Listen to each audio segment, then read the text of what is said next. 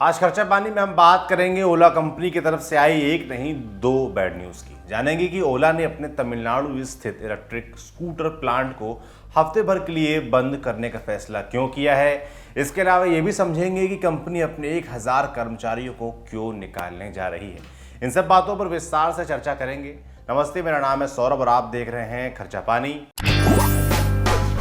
Brought to you by 5paisa.com. Investing made easy and rewarding. Download the app now. App के जरिए किराए पर cab मुहैया कराने वाली कंपनी ओला की तरफ से दो ऐसी खबरें सामने आ रही हैं जिससे कंपनी की माली हालत और उसके भविष्य को लेकर चिंता बढ़ा दी गई है। सबसे पहले कंपनी के ड्रीम प्रोजेक्ट की बात करते हैं। इकोनॉमिक टाइम्स ने सूत्रों के हवाले से खबर दी है कि ओला इलेक्ट्रिक ने तमिलनाडु स्थित अपने कृष्णागिरी प्लांट में इलेक्ट्रिक स्कूटरों का उत्पादन लगभग एक सप्ताह के लिए बंद कर दिया है। कंपनी ने कहा है कि ये प्लांट हर साल होने वाले रखरखाव और नई मशीनों को लगाने के लिए किया गया है। लेकिन इकोनॉमिक टाइम्स से बातचीत करने वाले 3 सूत्रों का कहना है कि ओला इलेक्ट्रिक के प्लांट में स्कूटरों का काफी अंबार हो गया है। इसी वजह से कंपनी ने हफ्ते भर के लिए प्लांट बंद करने का फैसला किया है। इन सूत्रों का कहना है कि इस प्लांट में 400 स्कूटर तैयार खड़े हैं। इस प्लांट को कंपनी अपनी फ्यूचर फैक्ट्री कहती है। कंपनी को वैसे तो कई हजार स्कूटरों की सप्लाई देनी है जिसका कंपनी पहले ही ऑर्डर दे चुकी है। एक सूत्र के अनुसार जिस समय ओला इलेक्ट्रिक ने 21 जुलाई को प्लांट बंद किया था उस समय इसका रोजाना उत्पादन क्षमता के मुकाबले 6 गुना कम था। कंपनी की उत्पादन क्षमता 600 यूनिट रोजाना से घटकर 100 स्कूटर रोज पर आ चुकी थी। ओला ने होसुर जिले के कृष्णागिरी स्थित इस प्लांट में ट्रायल उत्पादन शुरू किया था। इसे फ्यूचर फैक्ट्री कहा जाता है और पिछले साल दिसंबर से इसमें नियमित उत्पादन हो रहा है। इस तरह से उत्पादन शुरू होने से लगभग 8 महीने के भीतर ही कंपनी को अपना प्लांट शट डाउन करने का फैसला लेना पड़ा है। हालांकि इस बारे में ओला कंपनी के प्रवक्ता ने इकोनॉमिक टाइम्स को सफाई देते हुए कहा कि ज़्यादातर ऑटो कंपनियों की तरह उन्होंने भी अपने प्लांट में सालाना मेंटेनेंस के लिए प्लांट बंद किया है। लेकिन कंपनी ने रोजाना कितने स्कूटर बन रहे हैं और बुकिंग कितनी हुई है इस बारे में जानकारी नहीं दी है। आपको बता दें कि कंपनी ने दिसंबर के अंत से अपने स्कूटर्स की डिलीवरी शुरू कर दी थी। पहले कुछ महीनों के भीतर ओला स्कूटर में आग लगने की घटना के बाद कंपनी की काफ़ी बवाल उसको झेलना पड़ा था। दरअसल लोगों के बीच ओला इलेक्ट्रिक स्कूटर की लोकप्रियता काफ़ी तेज़ी से बढ़ती जा रही थी। धुआंधार प्री लॉन्चिंग रणनीति के चलते ओला को 1.5 लाख इलेक्ट्रिक स्कूटरों की बुकिंग भी मिली थी और लोगों ने एडवांस पैसे भी जमा कर दिए थे। इसके बाद कंपनी ने लोगों को स्कूटर डिलीवर भी करना शुरू कर दिया था। मगर पिछले साल दिसंबर में कंपनी की एक स्कूटर में आग लगने की खबर आग की तरह फैली तो लोगों ने कंपनी को जमकर कोसा था। इसके बाद कुछ लोगों ने अपने स्कूटर की बुकिंग तक कैंसिल कर दी थी। इस बारे में हमने एक्सपर्ट से बात की। आइए समझते हैं कि पूरा मामला क्या है। 4000 स्कूटर जो हैं, ईवी स्कूटर जो हैं वो पाइल अप हो गए हैं और उसकी सेल जो है नहीं हो रही है। तो एक लेवल पे उसको हम देख सकते हैं कि ऑल ओवर हमें मार्केट में या इंडियन इकोनॉमी में क्राइसिस दिख रहा है। तो डिमांड वाला इशू तो है ही कि लोगों के पास डिमांड नहीं है, लेकिन दूसरा सप्लाई का इशू भी है। ये है क्योंकि आप देखेंगे कि एक लेवल पे जो अभी रिपोर्ट्स आई थी जो ईवी स्कूटर था ओला का, उसमें तो एक तो आग लगी थी स्कूटर में जो गोवा का जो खबर आई थी, और दूसरा ये था कि जो ब्रेक सिस्टम था वो गुवाहाटी की बात है, उसका भी प्रॉब्लम आया था ब्रेक सिस्टम में भी इनका।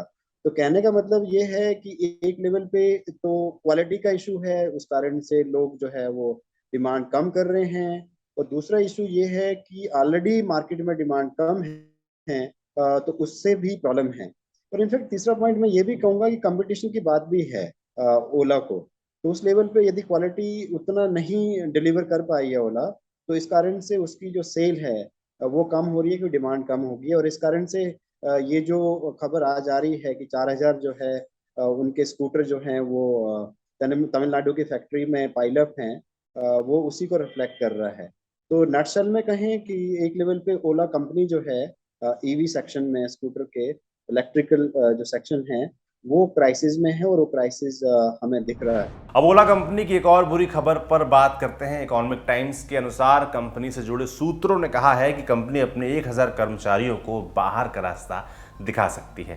कंपनी ने इस महीने की शुरुआत में कहा था कि वो 400 से 500 कर्मचारियों की छंटनी कर सकती है, लेकिन अब कंपनी का पूरा जोर अभी खर्चों में कटौती पर है। मामले से जुड़े सूत्रों का कहना है कि कंपनी अब अपना पूरा ध्यान ई मोबिलिटी की ओर दे रही है। खबर के मुताबिक कंपनी ने 6 जुलाई को अपनी कंपनी के कर्मचारियों को पिंक स्लिप देना शुरू कर दिया है। ओला अपने इलेक्ट्रिक सेगमेंट पर फोकस करने के लिए दूसरे खर्चीले बिजनेस बंद कर रही है। इसी वजह से कंपनी ने कर्मचारियों को पिंक स्लिप देना शुरू कर दिया है। अपने कई कर्मचारियों के लिए एनुअल अप्रेजल को भी औपचारिक रूप देना अभी बाकी है उसका। अब कंपनी अपने इलेक्ट्रिक व्हीकल बिजनेस के लिए हायरिंग करने जा रही है। पहले कहा जा रहा था कि कंपनी करीब 400 से 500 कर्मचारियों को बाहर का रास्ता दिखाएगी, लेकिन सूत्रों ने कहा है कि अंतिम आंकड़ा लगभग 1000 को छू सकता है। कंपनी के अधिकारियों के अनुसार कंपनी अपने इलेक्ट्रिक मोबिलिटी बिजनेस पर अधिक ध्यान केंद्रित कर रही है। कंपनी के एक आला अधिकारी ने ईटी को बताया कि छटनी करने वालों को स्वेच्छा से इस्तीफा देने के लिए कहा गया है। वहीं एक अन्य ओला के कर्मचारी ने बताया कि कंपनी कई कर्मचारियों के अप्रेजल प्रोसेस में देरी कर रही है, जिन्हें कंपनी बर्खास्त करना चाहती है। कंपनी ऐसा इसलिए कर रही है कि क्योंकि वे खुद से इस्तीफा दे दें। आपको बता दें कि ईटी ने 25 जून को बताया था कि ओला अपने क्विक कॉमर्स बिजनेस ओला डैश और यूज्ड कार सेल्स बिजनेस ओला कार्स को बंद करने जा रही है।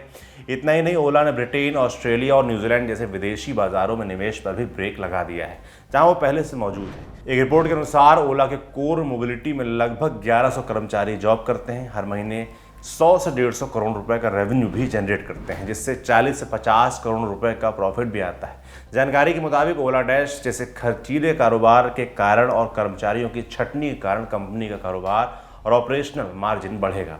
ओला इलेक्ट्रिक ने गुरुवार को कहा कि उसने बड़े पैमाने पर लिथियम आधारित बैटरी बनाने के लिए सरकार की 18,000 करोड़ रुपए की उत्पादन लिंक्ड प्रोत्साहन योजना का लाभ उठाने के लिए भारी उद्योग मंत्रालय के साथ एक समझौते पर हस्ताक्षर किए हैं।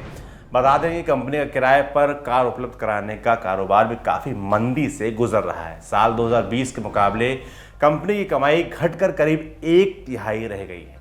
आइए इस बारे में एक्सपर्ट की राय सुनते हैं। जिस तरह से ऑलरेडी हिंदुस्तान में अनएम्प्लॉयमेंट जो है वो ज़्यादा है, यूथ अनएम्प्लॉयमेंट बहुत ज़्यादा है, तो हजार लोग भी जो प्लान कर रहे हैं कंपनी से निकालने का, तो वो चिंताजनक मान यूथ के लिए भी है, ऑल ओवर वर्कर्स के लिए भी है। वो क्या दर्शाता है? वो बेसिकली एक तो कंपनी की हालत को दर्शाता है कि वो क्राइसिस में है, जो हम पहले भी बात कर रहे थे कि जो स्कूटर के बारे में। तो उसमें यदि हम थोड़ा डिटेल डेटा देखें उबर का, ओला का, तो उसमें जो है बेसिकली हमें एक तो ये दिख रहा है कि जो लॉसेस हैं, खासकर उन्होंने जो उबर डैश, ओला डैश जो है, उस कंपनी को उन्होंने बंद किया है। और साथ में हम ये देख रहे हैं कि जो उनका बिजनेस था, खासकर जो मोबिलिटी का है, जिसमें कि हम बात कर रहे हैं कि जो कार का बिजनेस है, उनका जो कैब का जो बिजनेस है, उसमें लॉस दिख रहा है। और वो लॉस इतना है, मैं डेटा देख रहा था कि 2020 में जो कमा रहे थे, जो इस तरह की सर्विसेज के लिए, जिसमें कि कैब की जो सर्विस है, तो ओला जो पैसा कमा रही थी वो लगभग 2100 करोड़ रुपया था 2020 में, और 2021 में वो हो गया है 800 करोड़ रुपया। तो इतना बड़ा जो लॉस दिख रहा है, उससे वो क्राइसिस रिफ्लेक्ट हो रहा है। तो एक तरफ उनका लॉस दिख रहा है, ऊपर से वो डैश जिसमें वो ई कॉमर्स करते थे ओला वाले, उस लॉस को हम उस तरह से देख रहे हैं।